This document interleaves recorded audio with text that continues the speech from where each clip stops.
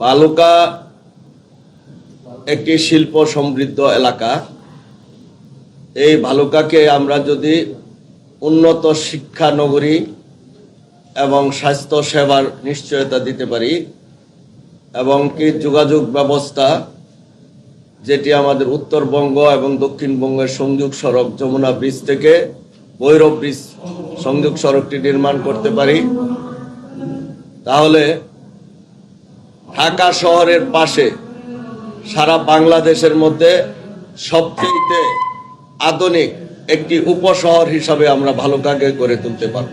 একজন ভোটার তাকেই ভোট দিবে যে তার জীবন, সম্পদ, ইজ্জত, সম্ভ্রম রক্ষার নিশ্চয়তা দিতে পারবে, তাকেই একজন ভোটার ভোট দিবে।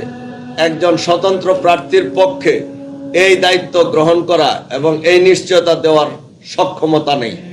আমরা জাতীয়তাবাদী দলের পক্ষ থেকে স্পষ্টভাবে ঘোষণা দিয়েছি, বিগত 5ই আগস্টে আমরা তার প্রমাণ রেখেছি যে আমরা ভালুকাতে কারো ইজ্জত, সম্মান, সম্পদ, সম্ভ্রম, জীবন আমরা হুমকির সম্মুখে পড়তে দেই নাই।